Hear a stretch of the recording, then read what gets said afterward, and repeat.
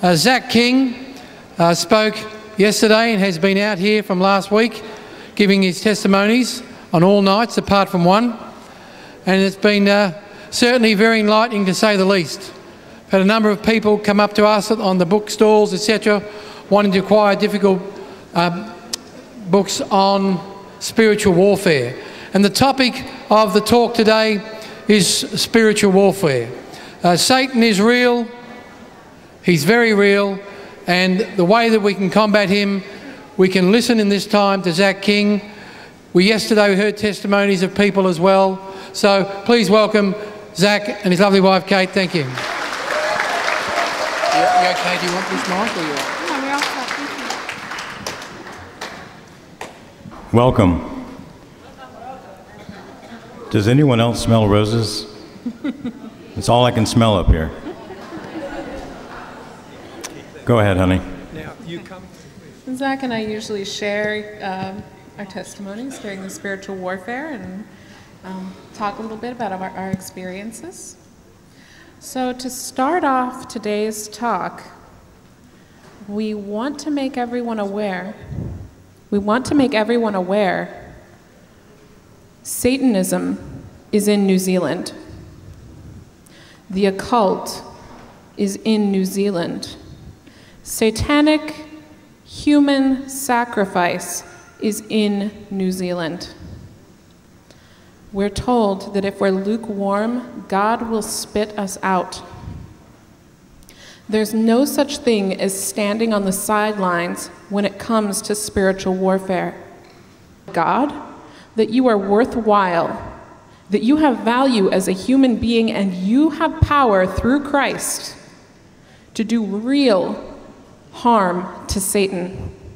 One of the nice things about spiritual warfare is that everyone can and should be involved, and again, can do very real harm to Satan.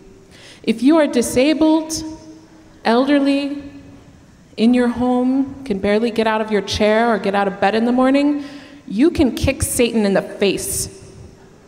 And pull out your rosary. The last conference, one of the speakers compared it to an assault weapon. Pull it out of your pocket. That's the most powerful assault weapon that we have as laypersons. It's a weapon of mass destruction. Yep.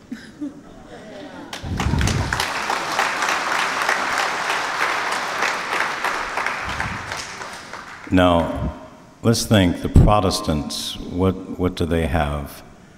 Well, they have a Bible that's incomplete, but they still have a Bible. They lost 7 books, and they wanted to take out more books, but somehow got talked into leaving them there. They're very good at praying, so they can pray.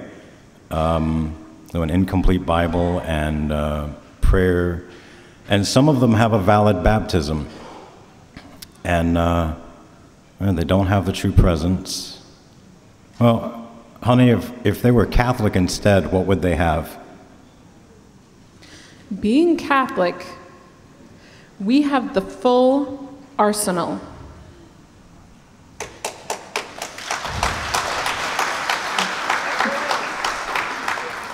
We have rosaries. We have novenas.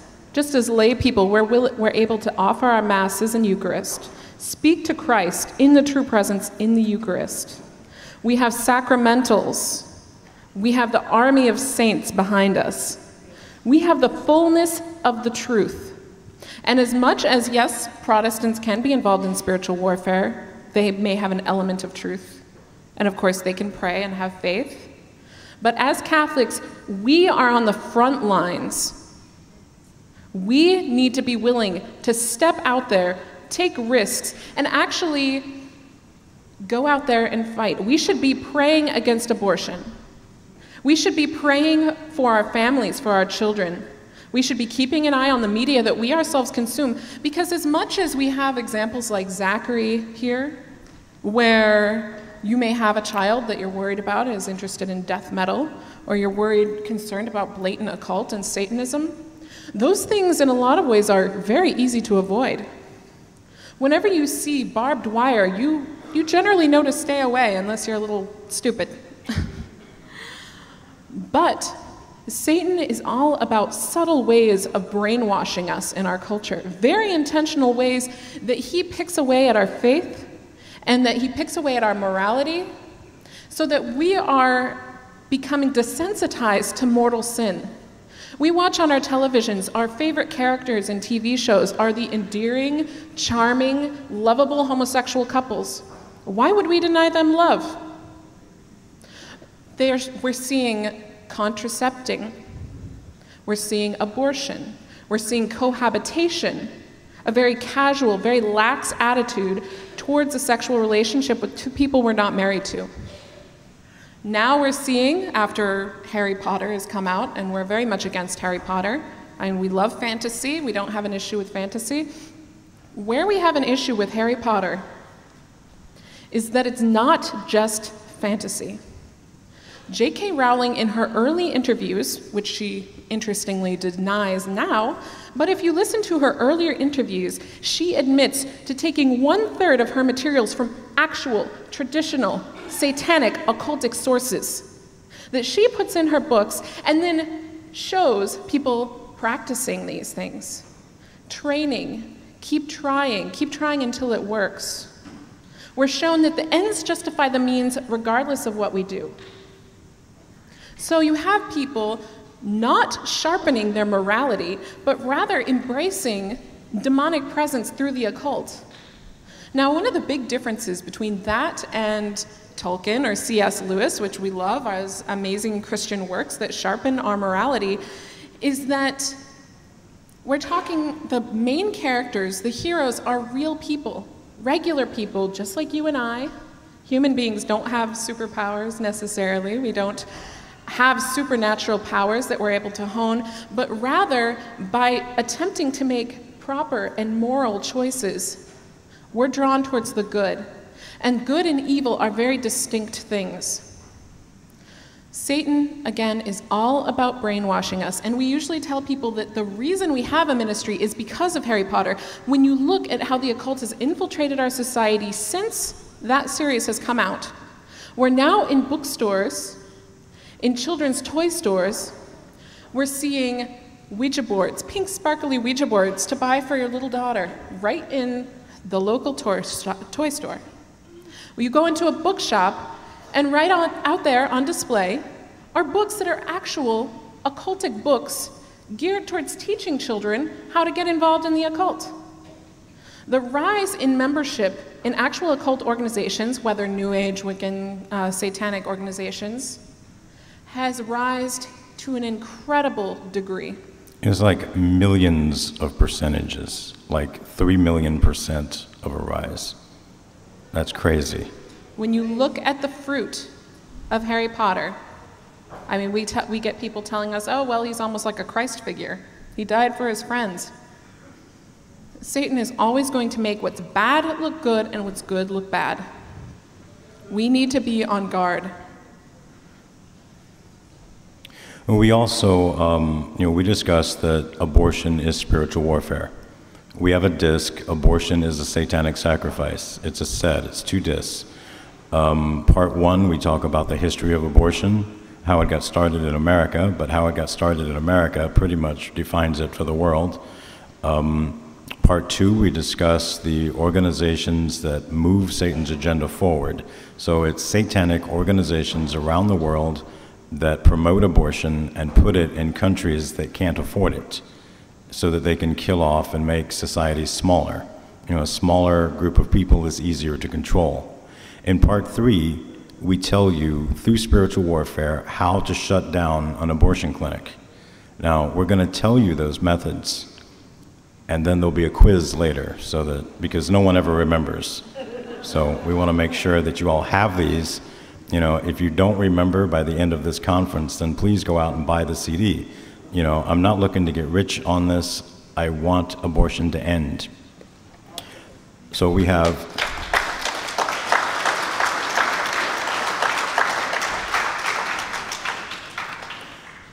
have prayer and fasting. Sounds easy. I mean, you don't even have to give up food. You can just give up something else that you really like. And prayer. You know, in the United States, you know, we have 40 days for life. I'm sure you guys have that here.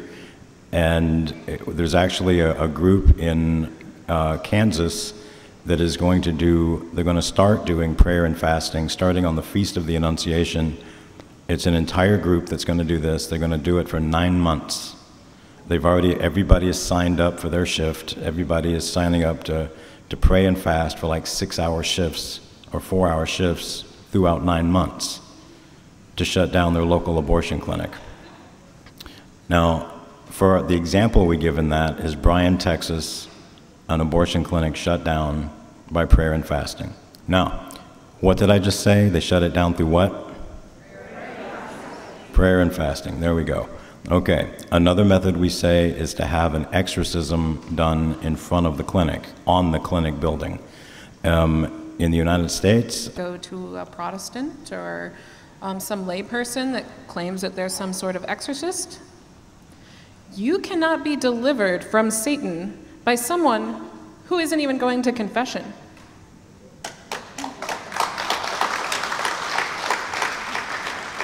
I know it can be very tempting, you know, especially since sometimes priests are very busy, or you may have a hard time finding a priest who will even listen to your issues.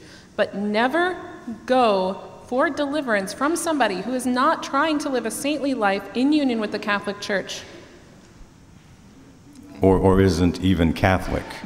You know, if you really want to see the importance of confession, if you got invited to go to an exorcism, like the priest asked you, can you come along and pray, and you didn't go to confession first, the demon will know your sins and will tell them to the whole room.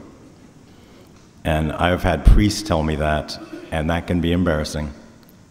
So having an exorcism performed by a priest in front of the abortion clinic, in Rockford, Illinois, we had 4 priests go out and pray daily in front of an abortion clinic, exorcism prayers, and that abortion clinic shut down. So what was that method again?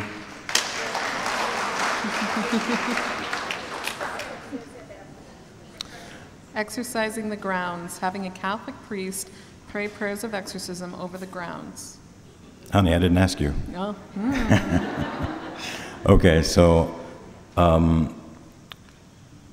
then having a Eucharistic procession around the building or around the block.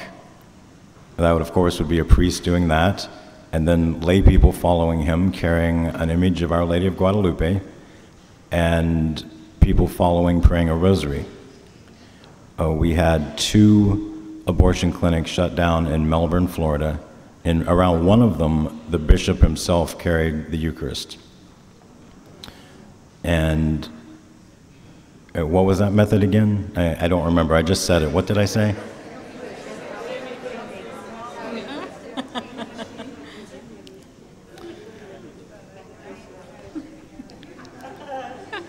You guys need to work on your unity. You'd think you'd be used to all these Catholic prayers. You'd say it all in unison. No.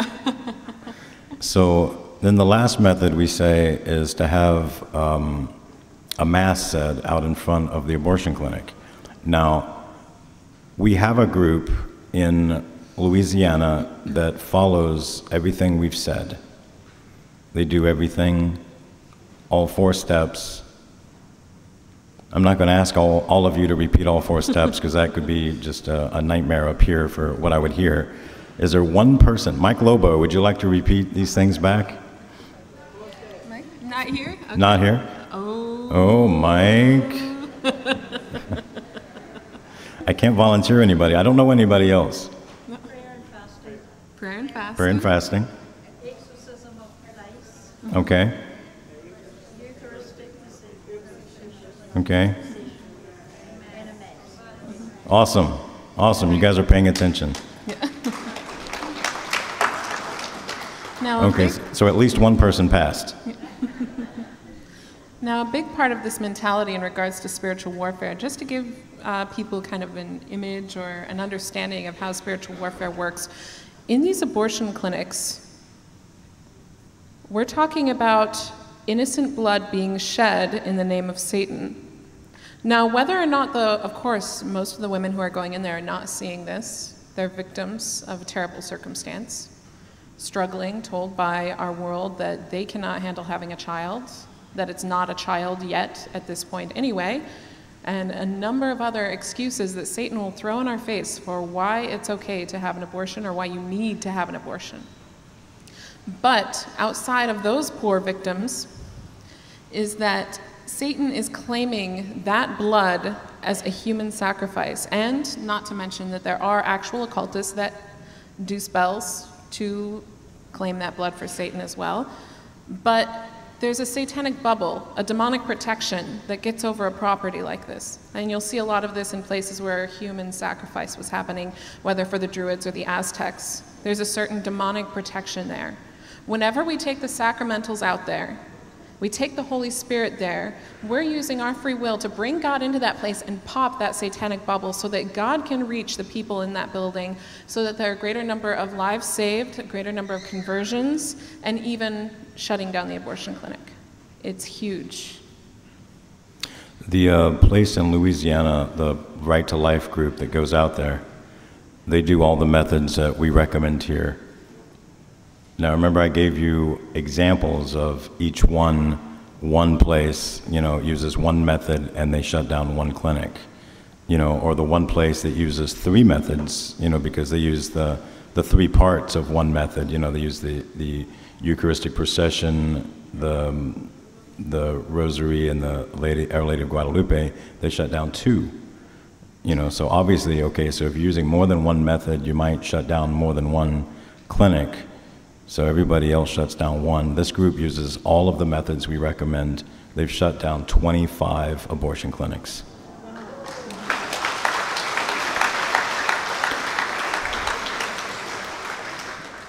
I don't know how many abortion clinics you have in your country, but it seems like 25 of them would make a major dent in your abortion industry. Now, another question we get asked a lot is for Katie's testimony. And she never gives it. Why stop now? Katie, you should give your testimony. Okay. Thankfully, I think it'll be pretty short. Zach's testimony is generally about an hour long. I think I can cut mine down quite a bit. Also, if we have time after this, we're going to have a microphone sent around for questions. So if you can come up with something that you have any questions for us right out here in public, we'd be happy to answer them for you. But if you are a little too embarrassed to ask a question out here, we do have business cards on our table, and you can email us or call us, and we will get back to you if we can. All right, so me and my story. I was baptized Catholic. Yeah. Sacramentals, yeah. Very important, and I definitely attribute that to my conversion to Catholicism later in life. I was horribly catechized.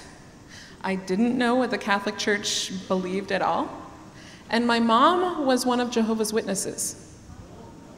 She studied their literature with me every night from the age of about 7.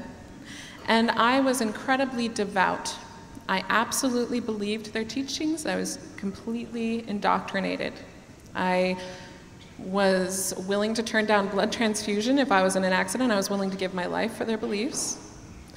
I went door to door with their literature. I was 100% brainwashed, and they are a cult, and their teachings can be very manipulative, but they're also very easy to tear down. But whenever I was about 19 or 20 years old, I fell away through different circumstances, and I started to live a very hedonistic lifestyle. Now, during that time, I started to get involved in New Age. I started using Ouija boards, getting into automatic writing, and trying to search for my spirit guide and talk to dead people. And of course, that's kind of the Gnostic mentality, right? That you're gaining knowledge that other people don't have. I thought that I was understanding the invisible world around me. And of course, Satan likes to tell you that you're gaining some kind of power through these demonic practices.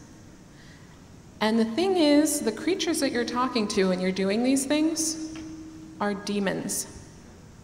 And they will say anything to you. They will lie to you. That's what Satan does. He makes you feel powerful, he makes you feel smart, and he will tell you whatever you want to hear or whatever you don't want to hear. He will not lead you closer to God. So around this time is when I met Zach. He was somebody who was knowledgeable in the occult. I didn't know that he was a Satanist, and I didn't consider what I was doing demonic. So he gave me quite a boost in my occult practices. We were doing magic together. And I was having severe demonic issues. I didn't really understand what was happening. I felt very vulnerable. It was scary to be having these supernatural attacks happening and not understanding why. I understood that I had made myself vulnerable somehow, but I didn't understand really what was happening. We were both involved in, we both smoked a lot of marijuana, and we're just living a very hedonistic lifestyle. We got married very quickly, and we had really just been living for each other. Because whenever you're in the world, that's all you have. You have this emotional experience, and there's nothing to live for outside of your little romantic, intense relationship. So whenever he came home and said that he was Catholic, I did not handle that very well. Of all things that you could possibly be, why would you become Catholic? So he definitely dealt with quite a bit of attack from me. And I'm ashamed to say I was jealous of God. I did not want to have to share Zach with God because I knew Zach would love God more than he loved me. And I was very threatened by that. Of course, that's a lie of Satan, because in reality, by loving God first, Zach is more capable of loving me on a level that I need to be loved. And he's able to love in a deeper way than he could ever love in just a regular, natural fashion without God working in our lives. But through these experiences and through the attack that he was getting through me, we were arguing like crazy. He had so much demonic attack, as you can imagine, leaving the life that he was leaving. Of course, Satan's going to attack in any way that he could and try to prevent conversion in any way that he could. But Zach wanted to start going to daily mass. Zach wanted to start going to daily adoration, spending hours in adoration. And I was willing on some level to go through that journey with him and accompany him, as much as I didn't necessarily believe that it was truth. So I'm going to daily mass, I'm going to adoration, and especially with the sacraments that I had as a small child, the Holy Spirit was working on me.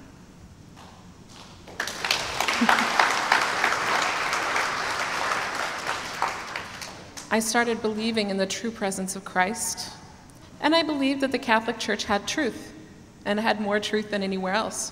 But it wasn't until I started to get involved in apologetics that I really became impassioned about the church, because I realized the whole world around us is shallow.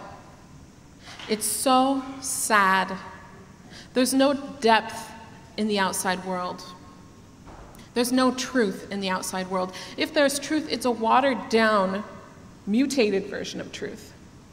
And then here we have this bright sun with an intense heat, and that is the Catholic Church. And Satan tells us that the Catholic Church is everything disgusting and closed-minded.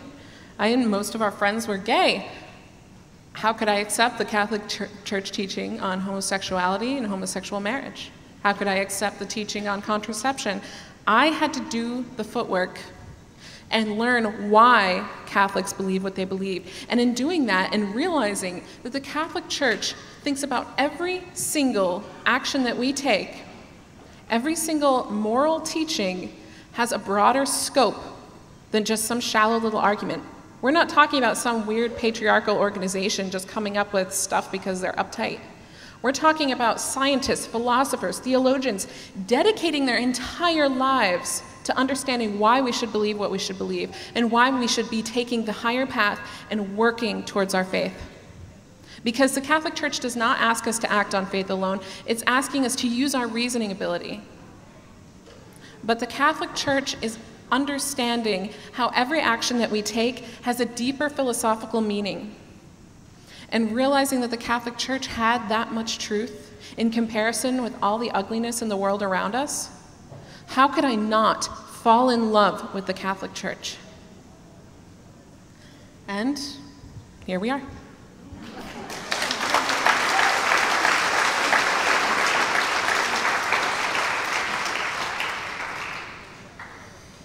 That was better than my talk. All right, I guess we have a little time for Q&A, maybe? Let's see. We have about 15 minutes. Hey, that's plenty of time. Yeah. We can answer at least 15 questions in that time if you guys hurry. Okay, do we have a mic? Okay. All right, just in relation to the questions, please keep the questions brief and concise. Sometimes we've had it before where people just stand up and they'll talk for 5-10 minutes. Please, no. If you do that, we will excommunicate you. No problem. As well as a lot of people will stand up and they'll say, I've got one quick question. Well, really, it's 5. I'm sorry, we could only take one because everybody needs a chance that needs to ask a question. We have one question down here. Hey, I know you. Hi, guys. Excuse me for not standing up. I'm bashful. Zach, I'm just wondering if you have had a direct personal encounter with Satan, and what happened and what was that like? I've had a few personal meetings with the devil. He can inhabit anybody that will voluntarily want to be possessed by him. He was generally possessing the same body. He was wearing clothes that the more I looked at them, they were like tan in color or goldish, but the more I looked at them, they either turned into a cassock or they would turn into shirt and pants, or they'd turn into like Egyptian dress, or they just kept morphing into something different, so I couldn't actually get a look at what he was wearing. He had a dark tan, blonde hair, and like a beautiful face. He was a man. And it was like you and I would sweat liquid, he was sweating evil. It was just like this vileness coming off of him. And he was there to instruct particular people on things that he wanted done that he didn't feel that we were doing properly or doing enough of. And I've met with him twice. I spoke with a priest in France 2 years ago, and he described him the exact way I did, except that he said the face was hideous. But it was the same. He had had an encounter with the devil as well, and he described the clothing, the hair, and the tan and everything the same. Keep in mind as well that Satan does not have a physical form, so he can really appear however he'd like. Yeah, he can appear as anyone. And even Saint Faustina, had the experience of Satan coming to her, appearing like Christ. So he can really do anything he wants to evict any kind of emotion he wants. All right, we have one question here from a young lady here. Hi. Just in this modern society in Hollywood, what is is it true that the hand signs that's being done in Hollywood right now is of demonic? It has a demonic purpose, like the triangle putting their eyes in the middle, and the hand signs of being done by Beyonce and Kanye West and all the other Hollywood. Oh, like the Hail Satan sign with the pointer and the pinky finger up? Or the diamond sign? The diamond? Okay. The diamond sign is an Illuminati sign. It's a sign to let people know that you're a member, which there's a lot of members of the Illuminati.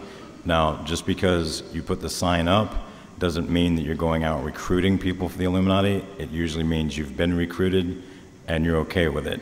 The people that do that would be like the people when I said I would do a warehouse deal, and I would go and I'd find who's willing to do something vile, to sell their soul, to be a Satanist and make it famous. That person would then, if they took a picture with them, they would throw up the diamond symbol. We will say as well with the Hail Satan sign, I mean, especially in the States, you know, we have the football team, the Bulls, and a lot of people will throw up the Hail Satan sign. And we tell people, you know, in symbol of this sports team. And we tell people that's not a good idea, because that symbol has meaning to Satan. So even though you don't necessarily have the intention of putting it out there, we really should be avoiding that, intentionally throwing that up. And even if we're not doing it because we're trying to summon Satan. We have a question here from one of the young gentlemen from Mother of Divine Mercy, Refuge. Hi, just wondering, Zach, have you ever been attacked since leaving the occult? Have you ever been attacked, apart from Kate, from leaving the occult? Told her. What? Have you ever been attacked? Have you been attacked by Satan or Satanists? You know, I get satanic attack the same as everybody else. Some probably get it a little more intense than some people, because Satan either wants me back or just wants me to suffer. But, you know, he's an idiot. He doesn't realize that as Catholics we offer that up. So I'm bringing souls in with my suffering. But, you know, by other actual Satanists, there was an interview came out with me in August of last year. It was by the Lepanto Institute, and it was on the, it was like ex-Satanist talks about the abortions that he did in abortion clinics. And when that came out, that went global, it went viral, and Satanists posted my address on the web and threatened to do all kind of stuff to us. And my feelings are that if you are close enough to touch me, you're close enough for the Blessed Mother to touch you.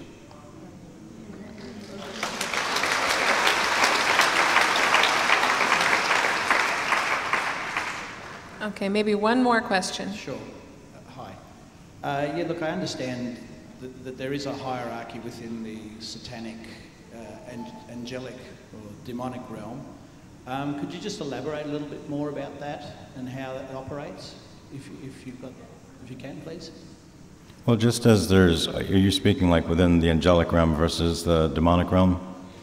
Well, in the angelic realm, we have 9 choirs of angels, you know, and one of the reasons that Satan is so, I don't know, disgusted with God, of the many reasons I'm sure there are, you know, he was kicked out of heaven by, he was like a seraphim, which is the top level, and he was kicked out of heaven by an archangel, which is the second from the bottom. You know, it's like your bottom level basic angel is a guardian angel. The next level up is the archangels, and then everyone else is above them. You know, so God had almost the bottom rung kick the highest rung out. Now, 1/3 of the angels fell. Since the top angel, one of the top angels fell, that most likely means that angels from all 9 choirs fell. Each one of the devils, so to speak, has their own job. Think about everything that those angels do as angels. They have similar jobs on earth as the ones that, like the guardian angels, some people that would have gotten a particular angel as their guardian angel may still have that angel even though it's fallen. So it would be still attached to somebody as a demonic angel, you know, as a demon, still wanting to do that person harm instead of helping them. Praise God, they have an angel, and the angels have more power than the demons do. Within Satan's world, just like in a satanic coven, you have the run-of-the-mill basic people that belong, and you just think about them as like the guardian angel level, but on a demonic side. As you climb up through the ranks of being a Satanist, there's different levels of demonic, of demons that will do different things. They have different functions. Right? The spirit, the evil spirit that would attach to abortion clinics would be generally the demon Baal. And if you remember the 450 prophets of Baal that got consumed by fire, they were worshiping Baal. That was the god, so to speak, of abortion and child death. So that would be, I would imagine that he would be fairly high up. And it's most of the top tier demons that get worshipped because they're strong enough to do things here on earth and to let things be known. When people get possessed, a lot of the people that get possessed, the first line of defense in that possessed person will be an evil spirit that the devil has taken out of hell and put in that person as the first person the priest will encounter. And that's not an actual demon, and most exorcists will refuse to talk to that person because they have no power, they can't make any decisions. The next person you come in contact with is the lowest level demon. And they'll have to work sometimes at getting rid of everybody that's ahead of them, which could be, there could be hundreds of demons in there until you get to a higher ranking demon. Now, the exorcist we work with in Florida refuses to talk to anybody except the devil himself. He will call Satan before the tribunal of God, and the devil will show up, and he gets the devil to admit that he doesn't have a right to be there. And then it's just a battle to get rid of all the other demons that are there. Once he convinces, the devil says that he'll leave, but now it's up to the devil to tell these demons when they can go. And he says that he looks for what don't they like the most, and then he just tortures them till they leave. But that could be, somebody could be possessed by any level of demon. And, you don't have to fear these things. These are all creatures. We're all creatures. Yeah, they're a higher level than us, but we have God on our side. They've got this little Weasley guy that thought he was tougher than God, and we all saw how that went. It's going to go the same for us as well. Stay in a state of grace. Now, I know I say that a lot. How do you stay in a state of grace? Well, the first thing you need to do is do an examination of conscience. When's the last time you went to confession? And go. Go every 7 days. If you don't need a confession every 7 days, praise God. Go get a blessing. Everybody could use a blessing. And then do whatever it takes to stay in that state of grace. Get a good examination of conscience for him. Don't just look at the 10 Commandments and go, well, I've never murdered anybody, because there's a lot more stuff under thou shalt not kill than just murder.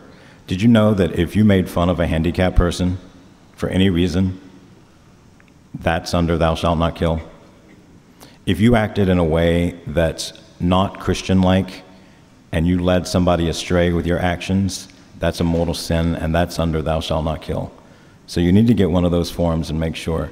When I went to confession the first time at my local church, Katie picked up this examination of conscience form. I already knew why I was in line. I said, what's that? She goes, well, I want to make sure that I haven't done any other sins. And I was like, well, what are those? She goes, they're all mortal sins. And I looked at that, and I let 3 or 4 people go ahead of me. Because I was like, oh my gosh, I've broken like 25 sins on here that I didn't know were sins. So you have to be in a state of grace. If you want to fight. Now, if you don't want to fight, I won't make you. You can go to hell with everybody else that's going. I'm not going to make you go to heaven if you don't want to go. But I'd like to see you there. In heaven, I'll have my vision back. I will see everybody there. And I would like to see everybody that's here, I'd like to see you there. You have to stay in a state of grace.